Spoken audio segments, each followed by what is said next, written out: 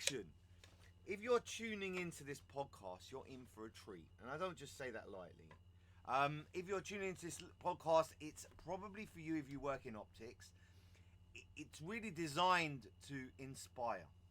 And today I've got a truly amazing human being. Sometimes in optics you meet people and they make an impact, and you are that, Peter. You truly are. Do you want to say hello and introduce yourself for those that haven't met you? Sure. Yes, good morning, everyone, or hello. Depends what time of day you might be listening to this or watching this. Yeah, it's lovely to be with you, Gary. So we've known each other quite a few years now. I've myself been in optics over 40 years, and I'm an optometrist. I work part-time, but I'm also a self-employed professional coach. I do a lot of leadership development, team development, and I'm working more recently with some colleagues in the industry.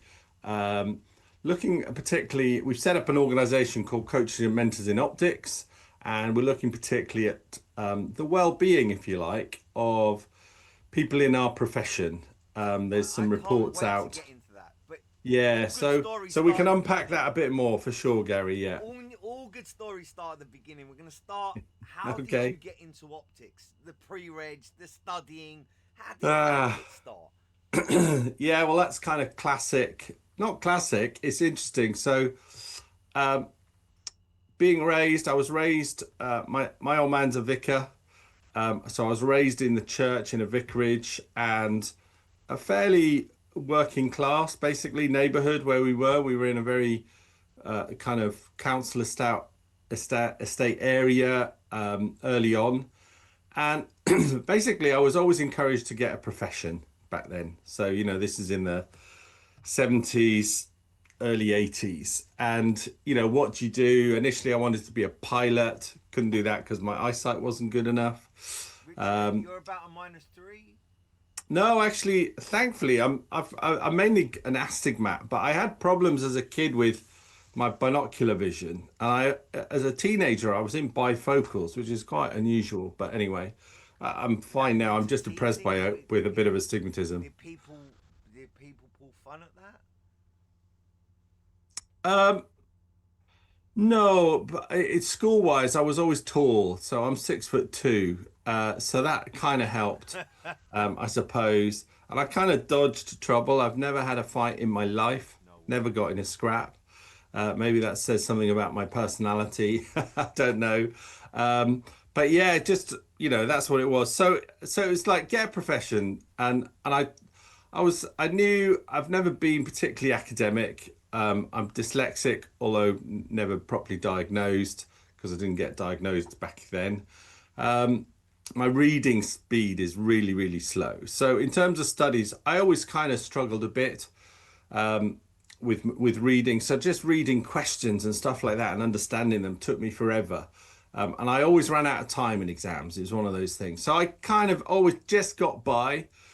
But I thought, I wanted to do something to help. Like a lot of optoms, thought about being a doctor, perhaps, or a dentist, or those different kind of healthcare professions. And actually, I remember asking my careers advisor, can I put um, 3 dental schools and 2 optometry schools on my UCAS form? Because I couldn't really decide. I was interested in both. I wanted to explore both and all that sort of stuff. And in fact, in the end, they said, no, no, no, don't do that because you will, whoever looks at it, dental schools will say, oh, he hasn't decided whether he really wants to be a dentist, optometry schools, etc. So almost on the toss of a coin, I actually went for dentistry. So I got into Guy's Dental School. I was really lucky. I got on with I got the lowest grade offer on my course. Not sure why. They obviously felt there was something about me they wanted. I mean, whilst I wasn't academic, I was a real all-rounder.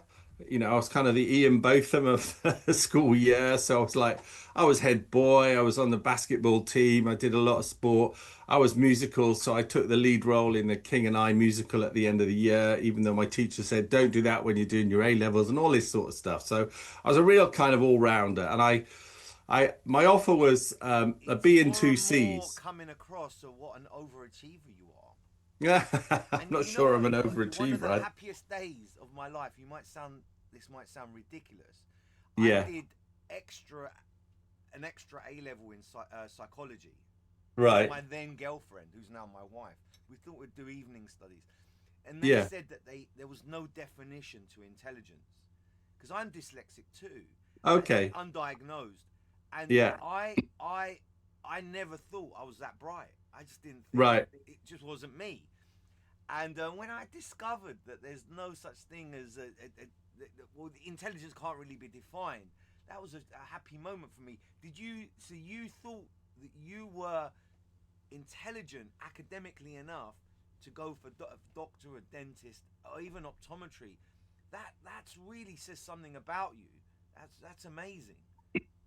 Yeah, I had the way I was raised. My dad, I said he was a vicar, but he trained as an engineer, and back then, we don't talk about it so much these days, but I literally had what I call a lot of common sense, right? Just it makes sense. That a bit of logical brain, and the one subject I was really good at, and the only subject I ever got A's at, was maths. I could do maths. It was logical, and that was fine. And so I did that. But anyway, so I got into Guy's Hospital, dental school. Yeah, and then got chucked out basically, for good reason. And it's part of well, not for good reason, but for a reason that's a really important part of my story. So um, we can dig into it a bit more. But the kind of the like the news headline was literally the first week I went to London to go to university. Hmm. I was recruited. Part of that I had no idea I was in a cult at the time, but it's now what I realize it was. It was a good.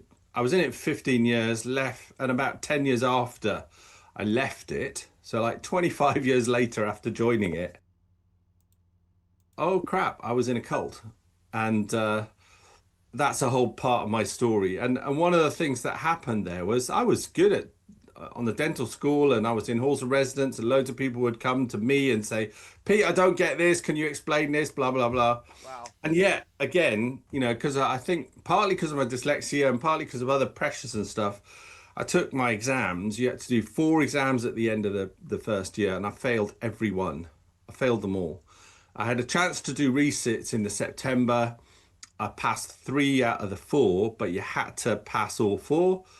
Could not pass biochemistry to save my life. It's Hated tough. it. I Biochemistry is not hated it. easy. Long chain carbon molecules, Yeah, not that's my not thing. fun stuff. No logic in it. It's just you've got to remember them. But anyway, there you go. Yeah, so I got chucked out, and literally because of that bit of history, oh, do I do eyes or teeth sort of thing? I contacted City University because I was in London. I was in this cult. I'd got my accommodation sorted for the next year. I had a grant back then. This is pre-student loans and all that stuff. And I got through to Jack Davey, who was head of admissions at City University back then. He said, "Oh, yeah, actually, no worries. We'd love to have you. Take a year off and come back next year." And then, literally, Gary, 3 days before term was due to start, I got a phone call from Jack Davey saying, "Oh, hi, Peter. We've had someone drop off. We had 23 people on the waiting list, but we feel it's right to offer it to you." And I was 23rd, right? He said, "Would you like to come? Can you start on Monday?" And this is like on the Friday. I was like, "Well, actually, as it happens, I'm still in London. I've got my accommodation sorted. Yes, please." And that was it. So I started So if you're in watching the this, October of '84. if you're watching this or listening to this, like there is a special magic about charisma, about human connection, and they Uh, don't really teach that. And I find that not unremarkable that they chose you. You're a special human being. oh, you're very kind. You really are, and I get that. And it would have been a sad loss to optometry and optics if you had gone to dentistry. And look, remember, there is a link: diabetes. You've got bleeding gums, bleeding, Yeah, and podiatry. There's 3 links there on yeah. diabetes. That's amazing. So We're so lucky to have you. So you do your optometry. Where did you do your pre-reg? So I did it with a small chain of independent. They had four practices called Norman Prince and Partners in Surrey, basically. Yeah. So Ashford. A lot of people think of Ashford, Kent, but there's an Ashford, Middlesex, um, just sort of a couple of miles west of Feltham, sort of West London-ish, just getting outside to the M20, very close to the M25 in that area. So I did it with those guys. Lovely lady called Pauline Storer. Shout out to her. I think she's retired now. But yeah, I was with those for a few years. Remember That's where I started. your first day in optics proper? Do you know, I absolutely, my What were memory your is earliest just memories of optics? dreadful. Or your earliest memories, at least. Yeah, so I certainly remember, how basic the kit was compared to now, right? The thought of a camera, let alone an OCT, was miles away. So yeah, it was very, very basic. You relied on your handheld instruments. I've always been a trial frame guy, never really liked phoropter heads. Didn't have one. You just relied on your ophthalmoscope and a slit lamp, basically. That was it. Refraction, I love actually. I know a lot of the profession now is going into the medical side of it, but actually one of my I love getting people seeing as good as they can. And I You think know, that's and admirable. happy in their specs. One of the best optometrists I've ever worked with, who I've physically worked with, was a guy called Evagoras, and we've lost him to teaching because he just wants to refract. He's like, I'm Okay. fed up of optics. You become a doctor. I don't want to do it. And Evagoras, please come back. We miss you. What a great guy, because he really connected with the patients. And that's where I see you. I bet your patients absolutely love you. I've never had the privilege of having a clinic together. That would be really fun. Yeah. Well, so you're early on, you're there. Can you see gaps in optics when you first started? Because I certainly did. I saw it was so old and it was so unfresh. Mm, Where I did my pre-reg, they played Capital Gold, and this was an innovation at the time, yeah. and everyone was silent, and it was just so stale.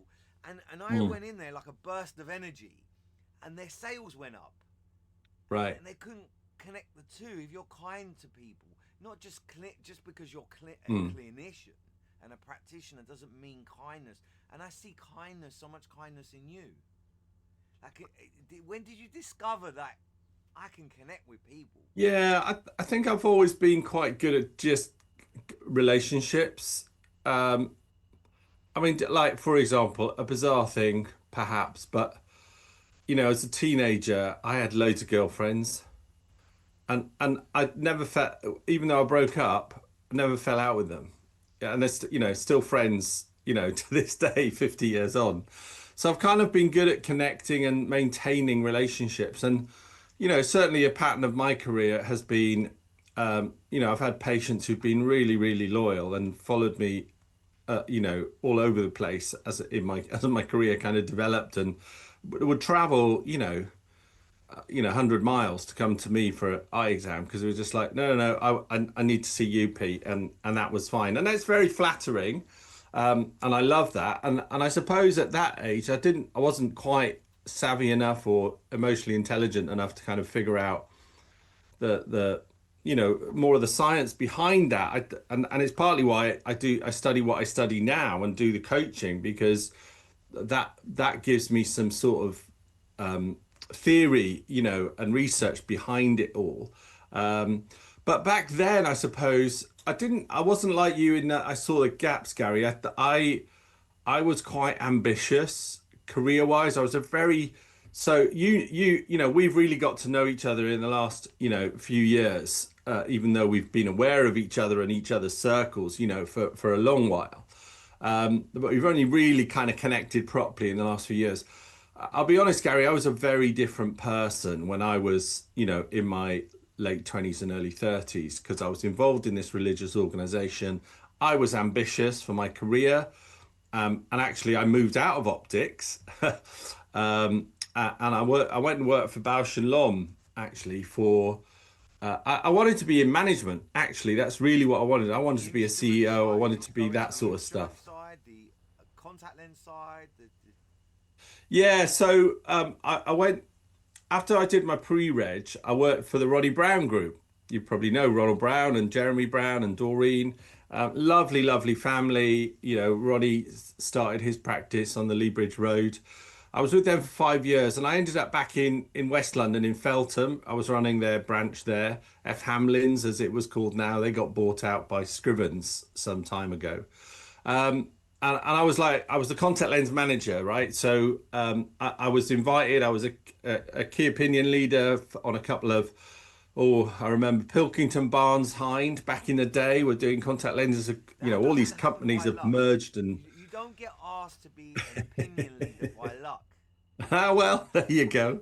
Yeah. So eventually I thought, how do I get out of this? And because of the situation, Jeremy was going to take over as the managing director of Ronald Brown when Roddy retired. I knew that wasn't an option for me, even though they were really good to me, very good to me, lovely people. So I ended up going into professional services. And I started just on a kind of contract basis with Bausch& Lomb. After 6 months, I became UK Professional Services Manager back then in '96. And then I kind of did two significant job transitions within Bausch& Lomb. So I did professional services for a while. I was part of Bausch& Lomb when we did the launch of Pure Vision contact lenses, the very first silicon hydrogel contact lenses. I was at the BCLA for the launch. That was great fun. Um, but then I got seconded actually into the Bausch& Lomb surgical division. So you remember the Ray-Ban was created by Bausch& Lomb. They sold Ray-Ban to Luxottica back in the 90s. And what they did was the Bausch& Lomb then diversified within optics, and they bought some surgical companies and they bought some pharmacy companies. So they expanded their portfolio of products within eyes. Um, and I got seconded into the surgical division to be the European training manager and director. And I loved that. And I did that for a few years. I learned a ton about, because I was, training people about, actually, I got sent to America to be trained in people skills by a Wow. psychologist. Wow. And we developed this sales training program. I'd never been a salesman in my life, and I'm teaching salespeople how to communicate, questioning listening skills. Loved it. So you can see that's again part of my introduction to this communication, to the coaching, all this sort of stuff, and I loved it. And then I did a few years in that, and then my last 6 years at Bausch& Lomb, bizarrely, I got seconded into the IT department. So I was European IT director for customer relationship management systems. I must say, And Bolsha, a lovely company to work with and for. yeah, They're yeah, very I mean, they've reputable. evolved massively over the years, and still, there's a ton of people in the industry I know, who are still, ex Bausch& Lomb people, really good connections. And now they're scattered all within the optical industry. Great bunch of people. So lovely. Yeah. And I even let my GOC registration lapse. So I wasn't practicing at all.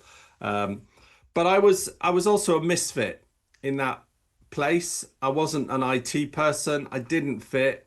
It was a bit the IT senior management was a bit cliquey. Really struggled to fit in.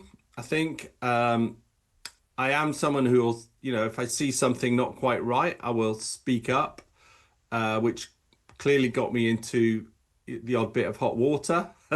And eventually, after 6 years, I just realized, well, that's not quite me. And I kind of And it's a negotiated long a time. voluntary There was a lot of redundancy. loyalty there.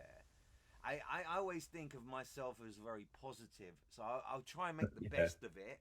I'm very loyal as well, but Mm, I think as we get older, our instinct becomes finely tuned. And younger people, I don't think you're giving it enough time. I think the big difference between the true. generations is that you probably there's a period of time that you have to give it before you really make up your mind. And I Sure. think that I worry about it. I work a lot with young people. I know you do too. and that is a worry for me. But so you took it that far, and then what? So when I left Bausch and Lomb, um, see, I'm this. My brain goes all over the place.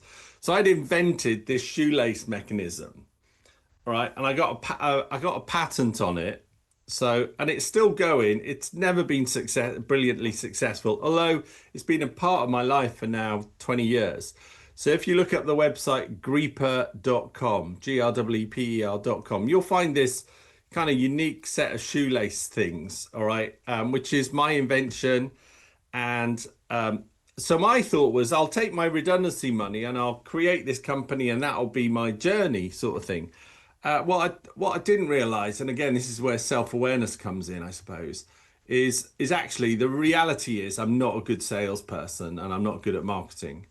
I can chat about, if you give me someone to talk to, I can chat enthusiastically and sincerely about stuff, but professional sales is a real discipline and a profession, and it's just not my cup of tea. And I have the utmost respect for salespeople. If you were to analyze your character and you say your key skills are, what would you say are your key skills on the 30th of December 2025? What are your key skills? Because you're legendary. Like, there's a few people in optics that are a little bit legendary. Like, you read about them, you know them, you hear them speak, and they're like, "Well, that person's quite inspiring." And you're in there.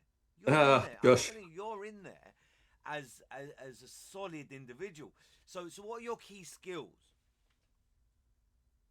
So my key skills, I would say these days, are actually learned, and I think that's an important thing. And it's because what my key skills are is related to my core values.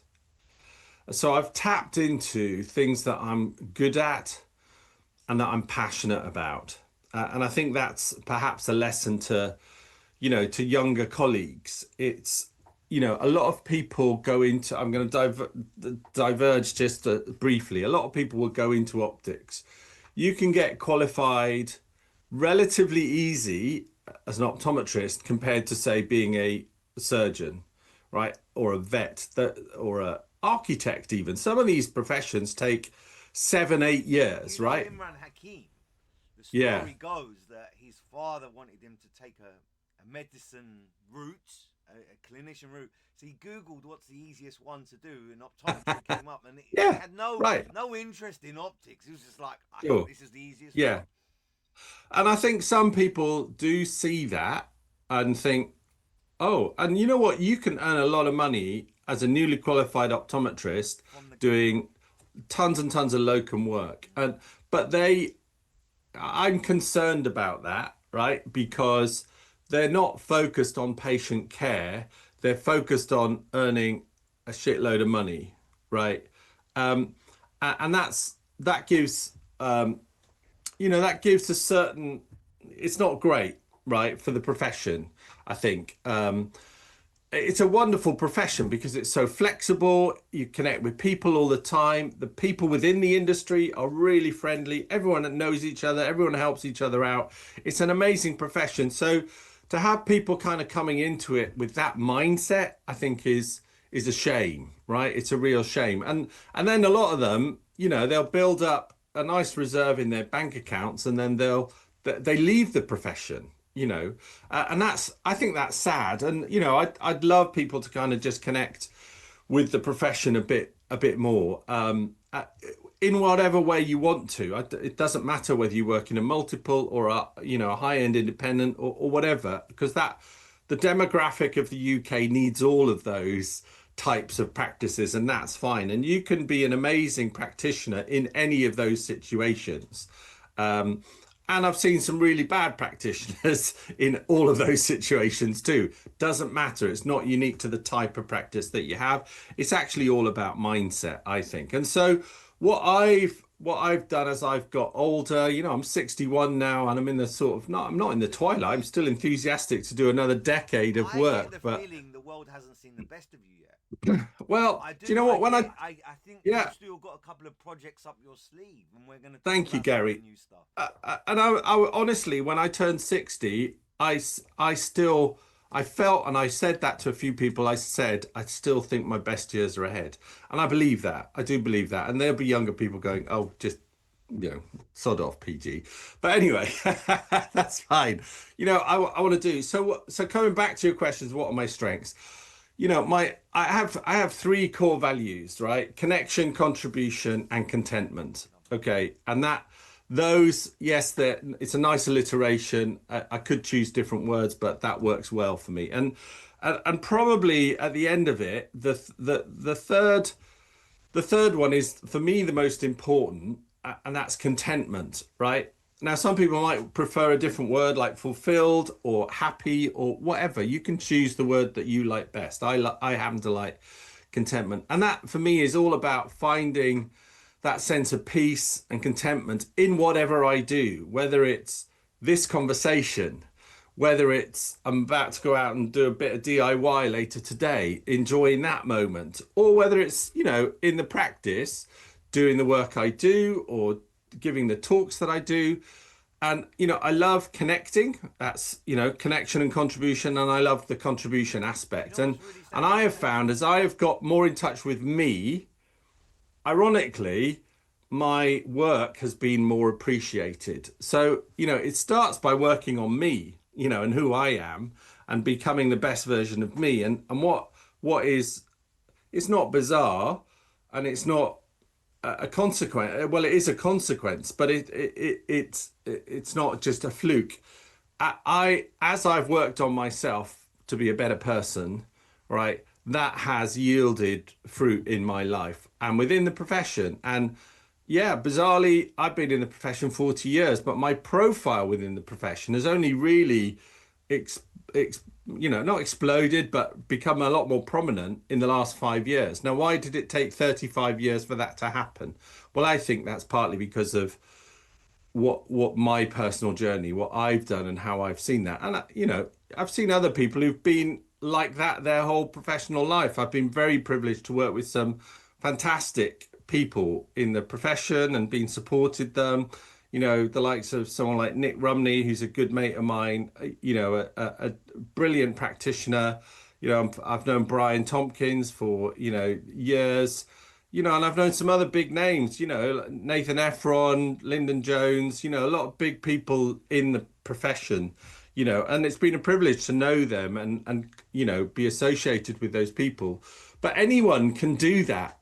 That's what I think. Anyone can do that. And I right now, where am I at? Well, I still do 2 days of clinics a week as a locum. But what I'm really focusing on, and I'm doing a PhD in coaching, and and I've started this organization, Coaches and Mentors in Optics, and it's all about helping people kind of come to that place I feel I'm at. I don't want to start my own cult, let me be clear. But I want people to find themselves and just to get that sense of, oh my god, this is a great life. I can contribute, I can be happy, I can make other people happy through the medium of eyes, and I don't have to be stuck. And yeah, there's work to do within the profession in terms of, there are some sad reports I find about too much burnout and stress, particularly for pre-regs and our younger colleagues. Yeah. And the work Neil Let's go Retalic's back. doing on that is Can we highlighting go it. back slightly, just very slightly? You Yeah, said let's do something it. very interesting to me, and you said that the whole connection thing. Now, I really believe there's people out there that don't know what that means. They don't know what it's like to really, truly connect with a stranger you just met. Now, your Sure. mum, you've known her whole life. She made you. Your dad, your cousins. There's a connection there. But with a stranger, that takes a special skill. And if you're watching this and you're thinking, well, how do I work on that? Because I've Mm, always been interested in people. And my yeah, my study, I didn't like the classroom. And it took me a while to understand that studying and learning can happen outside the classroom. You might not yeah, get a certificate. Now, I in practice every single day used to practice communication skills. I don't know if right. you've read it, the book Soul Chicken Soup for the Soul. I It's haven't, about no. great stories of kindness.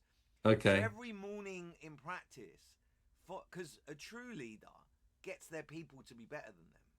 So I would always sit down with my staff. We'd talk about communication skills. We'd talk about body language. What does it mean if someone's nodding too Sure. much? Do you know what that means? It means they're bored.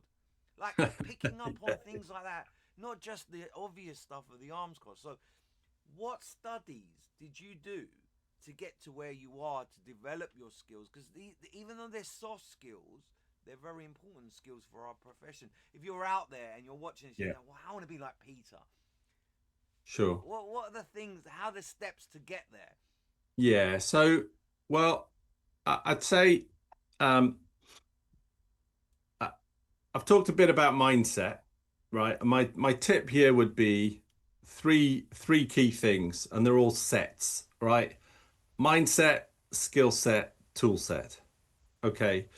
But you've got to start with your mindset. Okay. And primarily, for me, it is part of my journey. So let me just quickly explain why. So when you join a cult, one of the things that happens is the coercion and the control, and gradually taking away what is called critical thinking.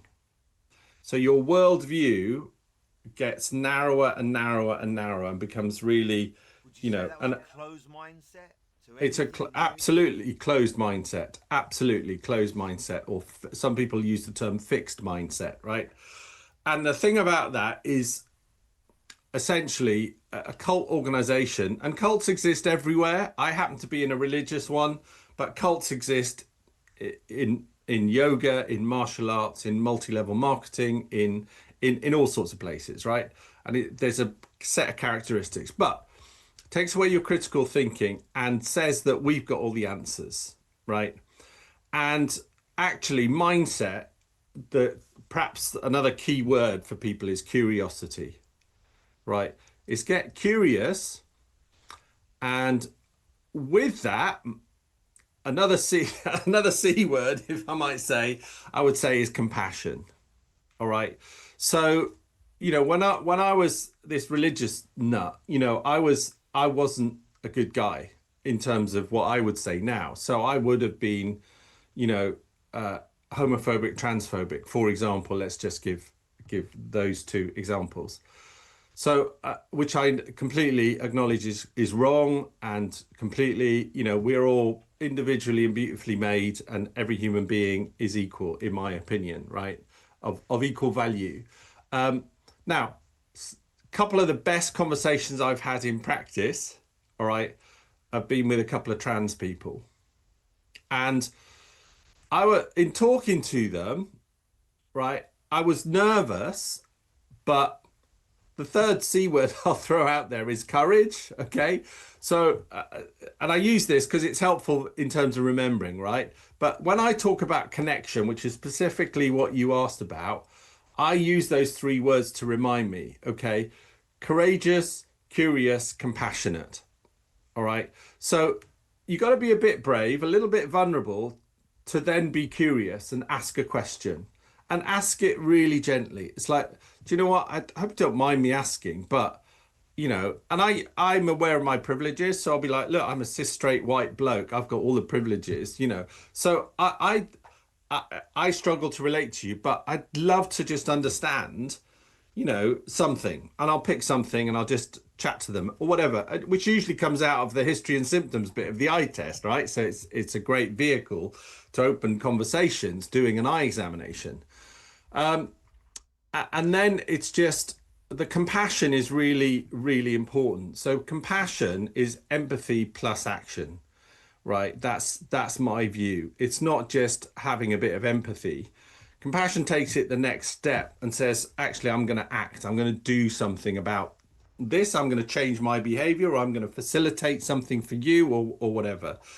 And the more you do that, the more you realize that people that we might judge for whatever reason, be, people that we consider less than, because of certain characteristics or views, or, they've got problems in their life, or like with alcohol or drugs or whatever, you know, um, their stories, everyone's got a story. everyone's got a story. And actually, if you want to connect with someone, ask them about their story, find out their story.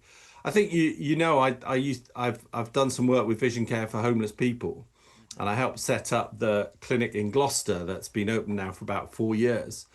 And again, some of the best conversations and best people I've met are people I've met who've come to that clinic. They're desperate. They're desperate But because, still proud. Like I've done some crisis work at right, Christmas. similar kind of work. Yeah. And, vision, just being able to read something is so important, or see something, right? And if they're struggling to see because their glasses are broken, or they can't get access to the service or whatever, or they're more prone to infections and all sorts of stuff. And yet they are the most grateful, right? It's interesting, isn't it? Some of the most entitled people that I've done examinations for, that the world would be like, oh, they're a bit famous, oh, they're a bit that, or they're a bit whatever, are the least grateful Mm, and the most obnoxious. mm, And actually, some of these people who are the most vulnerable are the most grateful, all right, and the least obnoxious. They're humble, and they're just I'm beautiful so people to grateful to connect you. with. I knew this was going to work out well interviewing you, but you're reminding me of some of the things that's very special.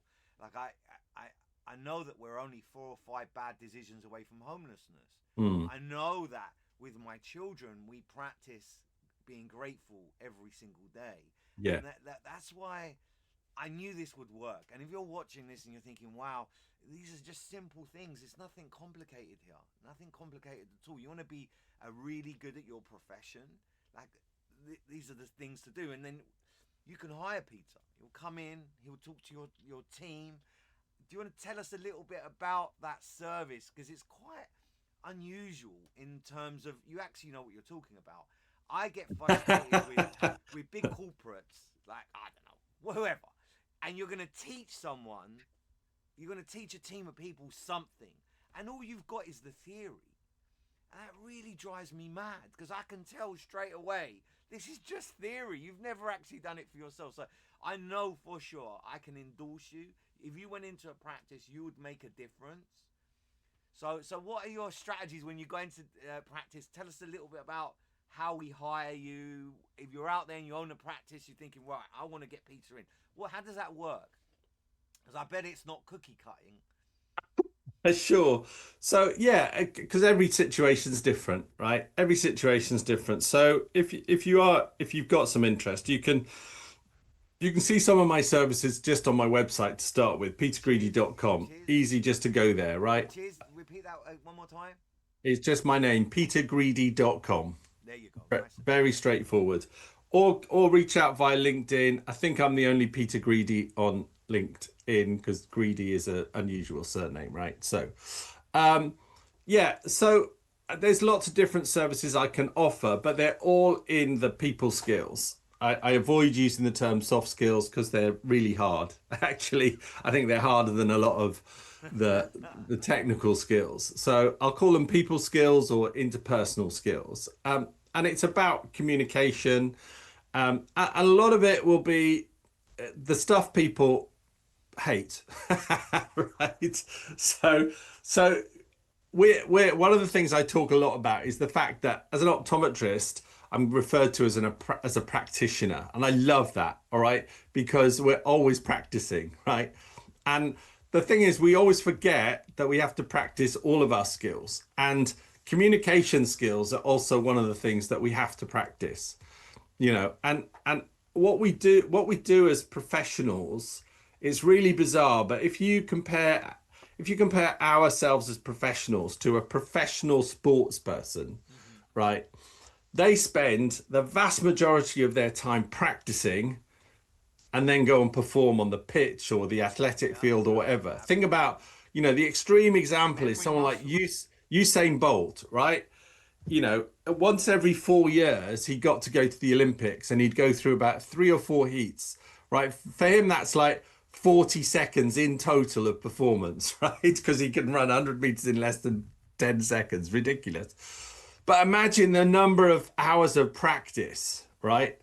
And what support network he's got around, right? In terms of, physical, diet, psychological, he's got a whole team around him to get him to that thing.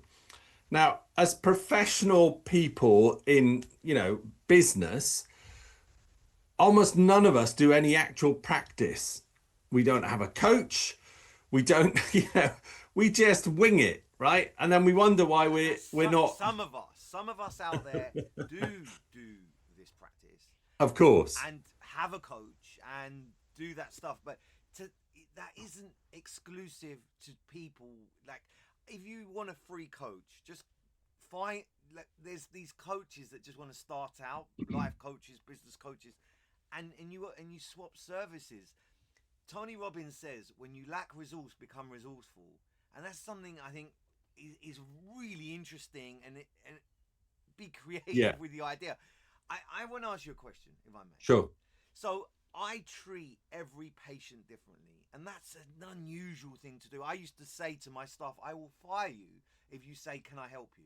I don't want you to do that. Right. So is it right, and this is my theory, an introvert is slower, less animated, much more thoughtful, and an extrovert is me. I move around a lot, I talk a lot, I'm loud, and they need to be treated very differently to, and I don't think we necessarily do that in optics very, very well.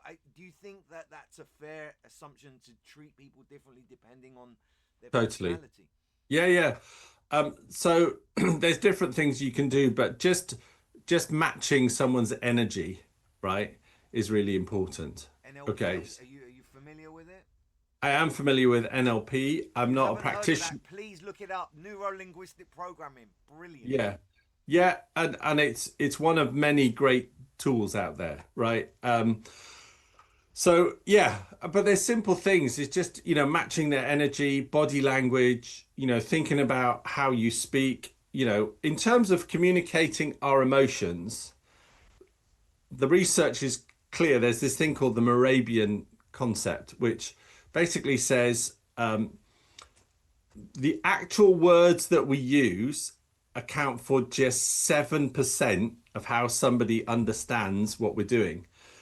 35% is how you say it, right? And over 50% is just body language, right? It's called the Morabian rule. You can look it up. And that's what, in terms of communicating emotions. And so tapping into and becoming more emotionally aware, all right, emotionally intelligent, is so important in our profession, because I often talk about what's the story behind the story, okay? Because we're always, the Britishness of us, how are you doing today? Oh, I'm fine. One word, fine, tells you nothing, but actually, even how they say it and their body language, if you're tuned into that, can tell you so much more, that well, actually they're not fine, they're covering what. All right, so then you can say, okay, well, you can then have a question that follows up that might actually open a little door. And so many times I've just asked a question in a consulting room with a patient that's just like, oh, I've then got their whole life story almost in 10 minutes, Sigmund Freud, like him or not, he would just get people talking. And the Right. more you talk, the more your patient will tell you. There's things, as a dispensing optician, that the patient won't tell the optometrist, but will tell the DO, and vice versa. Yeah. The receptionist picks up things Yes. that you wouldn't even imagine. Yeah. So it's just patients letting their guard down, trusting you, getting that connection. You really made it. They're your patients for life. And you say you're not good at marketing, but I totally disagree with that. It's not often I will disagree so openly. You're brilliant at marketing. You don't realize it. Like the pictures behind you, how you understand how LinkedIn works and the algorithm. Like I recognize that in you. You are really, really good at marketing. And it just would take. I can recommend a few books. Read a few books and you're there. Like there's a great book. I don't know if you know this about me. I'm the judge in the Business Book Awards for the Mm, UK. okay. And a few years ago, and you're gonna love it. I'm gonna send it to you as a Christmas present. It's how to join a cult, but for marketing. It's about Right. cyclists. It's Yeah, brilliant. I'll yeah. send it to you. Okay. Yeah. Yeah, it that so yeah, I mean just coming back, Gary, I think these are people will say, "Oh, I'm this, I'm that, or whatever, and therefore I can't." Right? And when it comes to all of these communication skills, there is no such word as can't. Now, it doesn't mean usually it's I won't. That's what they really mean. Mm. And however, all of these skills are learnable. A lot of people think, oh, you've got to be an extrovert. Like, I got to be like Gary, right? And people will be like, I got to be like Gary because he's just, out there, chats to people. Actually, it's not the case. Okay, I am actually naturally introverted. And I'm probably, I think, an ambivert, which is like halfway between stuck in the middle. But, it's these skills can be learned, but it's all about your mindset. Are you willing to learn? Are you ready to learn? Are you willing to let someone else give you a bit of input? All right. So when I work with people, yeah, I'm going to do everything, everyone's least favorite thing and get you to do role plays. Right. But what I emphasize is it's play, right? It is play. And actually, play is a really important part of our Which brings me well-being. on to, can work be fun? I Absolutely. believe it can. Of Optics can be course. so fun because the people, if you put the patients in the center of the fun, you'll be amazed. And it's full of, like every profession, I'm going to say assholes. Managers that were promoted before they were ready. Yeah. Bosses that are grumpy. Optometrists that think they're God. Dispensing opticians that are lazy. Like there's 1,000 things out there that Yeah. are a problem. But Yeah. you know what? When you make the shop floor a wonderful environment, it Yeah. really work becomes such a pleasure. I used to look at lunchtime, but oh no, it's lunchtime. And people say, "What's wrong with you?" Like I was sad that it was the end of the day. I couldn't wait to get to work. I just Sure. I fell into a profession that is so wonderful. We're both Kirk and Kirk bros. I only wore these Yes. today because of you. Like fashion, health, but that communication bit, the bit that you do, the bit that you teach, is so important. Yeah, it really is. And I think understanding, I did a post on LinkedIn just yesterday about the happy drugs, dopamine, oxytocin, serotonin, and endorphins, and these are the things chemically, right, that actually can make us feel better in life. Now, if you're clinically depressed, you will be on a medication that's in a group of drugs called SSRIs, this, which is selective serotonin reuptake inhibitors. Don't ask me what that is, because right at the start, we just established I don't do biochemistry, right? But serotonin, right, is one of those chemicals. Oxytocin, I call it the hug drug, right? If you just give someone a hug for more than 10 seconds, right, a proper hug, actually their body reacts chemically. Why is social media so incredibly popular for a lot of people? Because every time someone gets a like on a post, there's a little bit of dopamine released in their system that makes them feel, gives them a tiny little boost. Now, there's healthy ways, like anything, there's healthy ways and unhealthy ways to deal with these. And this thing that you're saying, can it be fun?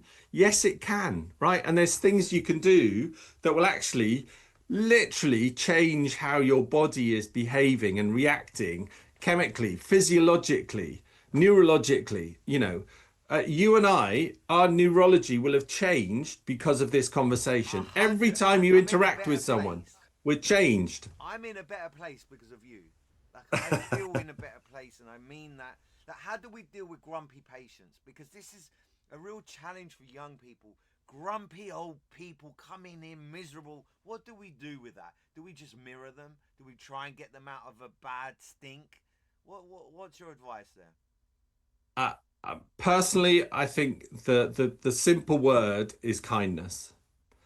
Okay, because we don't know, and this is the challenge. It's that phrase I said earlier, the story behind the story. We don't know when someone's not in a great mood, they're not in a happy place, then, we don't know why. All right. And the point is, it could be for all sorts of reasons. It could be just because they're lonely. It could be because they're not well. Could be because they're grieving. It could be, and we see a lot of old people, right? We see a lot of old people. And half the time, actually giving them just a bit of space to talk and be listened to is actually the best thing you can do for Here's them. the thing: if you're out there, whatever age you are, you're gonna get it wrong sometimes. Of course. But don't be afraid of getting it wrong. One of my most powerful stories in optics was September the 12th, the day after the Twin Towers strike. Mm, I was the manager of an optician's in Kensington. A lady came in and it was really hot that day. I remember it was like a heat wave. And she came in with a big woolly jumper, stars and stripes. Something's mm, wrong. Something's wrong. Patterns. Everyone's in t-shirts, you're in a jumper. She walks in, she throws her glasses down. She says, I want my money back. These are terrible glasses. It's all bad. She's screaming at the top of her voice. right. September the 11th yesterday. American flag. Unusual. And I looked at her and I apologized to the lady I was with. And I went up to her and I looked at her in the eyes. And I held Mm, her hand and I gave her a hug. And she cried on me right. what felt like half an hour. It was probably only Sure. 5 seconds, but she cried on Sure. me. Sure. And her brother she'd lost her brother in the Twin Towers, and it all Mm, unfolded. And it was I could have got slapped in the face and struck off. sure. Like it Sure. really could have gone badly for me. Sure. You picked up on, like I picked up on that moment, and it Yeah. took years of getting it wrong to get it right. And don't be afraid of exploring. As clinicians, we need to understand what the person's saying, Yeah. and it really is a powerful thing. I'm so sad that we're nearly at the hour, and Is it really? I hadn't even it's a looked. good interview. Would you Wow. consider doing another one? Because this is the meat and potatoes I really wanted to interview for. Really get into the people, which is you're strong at. And I was hoping that we would cover it all. It's just not enough time. If you're watching this or listening to this on a podcast, please make a comment down below. I know Peter will reply. I will reply. Cool. Could you tell us who's behind you in that? Can you name them? There's some really So cool people there. it's the rogues gallery of optics, basically. So yeah, well, actually, there's two non-optical people there. Okay. In the as I'm looking at it in the top right is a guy on the right, Robert. He invited me on his podcast. Hey, He's a Robert. leadership guy. Abby is a coach of mine. Judy, old colleague from Bausch and Lomb. Uh, oh, there's a familiar face in the top left. I'm honoured. Um, Underneath you, we've got Brian, Kaya, and another ex Bausch and Lomb colleague. One next to that is the Sheena and Puce's well-being day. A bit of a selfie Love there. We've them. got the lovely team at See Better, Haley and Terry. Actually, Sheena there in the far right there with a colleague of mine, Raki, who's on the Gloucestershire LOC with me. And then underneath that, we've got the lovely Sarita that you know. We've got Purvey. We've got the man himself, Mr. Kirk, Jason Kirk. And then, yeah, in the far left, bottom right, we've got, sorry, bottom left, we've got a couple of my colleagues, Karen and Bernie, who are people that helped and I worked with from Vision Care for Homeless People. One's a DO, one's an Optom. So yeah, that's my little rogues gallery in the optical world. A beautiful bunch of people. I have not changed my perception of you. I think that you are a beautiful human being. It must have You're very taken you kind. quite to get out of that cult, to change from being quite, in your own words, obnoxious kind of person to someone who's Yeah. just wonderful to be around.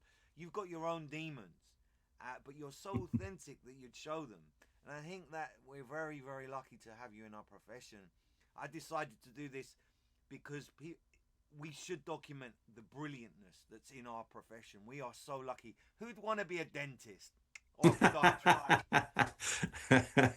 So if you're watching this, you'd like to be on the show, let us know. If you're watching this or listening to this and you want to reach out to Peter, please do. I'd like a second one because we really took a long time to get into the meat and potatoes, and I think the second one will be even more powerful. If you've got a practice, it's underperforming, the likelihood is it's not your conversions, it's not your recall, it's not your shop window, it's the people that work in there. So you want an answer to that, ring Peter, he'll get there. I believe that he can turn your practice around. So I leave the last words to you, and this has been a very, very worthwhile hour, I think. I've really appreciated your time. Gary, thank you. It's been a pleasure to just chat. These are the things I'm passionate about, as you can tell from the way I talk about them. But yeah, I do believe people are the secret in all of this. There's so much talk about AI and how AI is going to make everyone redundant. I don't believe that's true. I think human connection is absolutely critical. AI cannot do emotions. It can't do intuition. There's a whole bunch of stuff it can do. Amazing. Use it for what it can do, but actually dig deep into what it can't do, which is the real human guts of what we are and who we are, and that's what will help you grow. And I would encourage you to look at yourself first. I've done a lot of work on myself, and there's so much more to do. There's always so much more to learn than we actually know. And, it doesn't matter how much you know, there's still so much more you can learn. And tap out the resources that you can. There's loads. If you want to reach out to me separately, I can give you loads of free resources that I've used, podcasts, books, all available. All right. And so much more. And keep listening to Gary's show as well, because obviously he's at the center of a lot of this. But yeah, Gary, thank you so much for inviting me on your podcast. It's been an absolute pleasure. With only a couple of days to go until the new year, have you got New Year's resolutions? Are you that guy that does the New Year's stuff? I do not do New Year's resolutions. I come back always to my core values, dig into those. I will set some goals perhaps, but I don't set them on a year by year basis or use the turning of the year to do that. I'm always just thinking what's next, as and when, if it feels right, okay, that's what I need to do. And yeah, so I'm just going to carry on doing what I'm doing, mate. I love that. Last question, what does it take to be a legend in optics, in your opinion? Well, you're very kind to put me in that kind of category. I'm not sure I agree, but I would say, again, tap into who you are. Find the authentic you that's there. All right. Find out what makes you tick, what gets you excited. There's so much in optics, all right, to get excited about. There's so many different areas, whether it's clinically, in management, in all sorts of areas, whether it's, running your own podcast or writing articles or doing a bit of research. The list is endless within optics. There's so much you can do. So I am sure there's something that will tick your excitement box within this industry. Find it, dig into yourself, and that's where you're going to find that kind of sense of satisfaction, and your career will fly. I think that's a pod. That's a wrap. And Peter Greedy, you are a legend, sir. Have a great day, everyone. We hope we've elevated your mood, and you can take some of the things that we've talked about today and put it into practice in your own little way. Have a great day, everyone.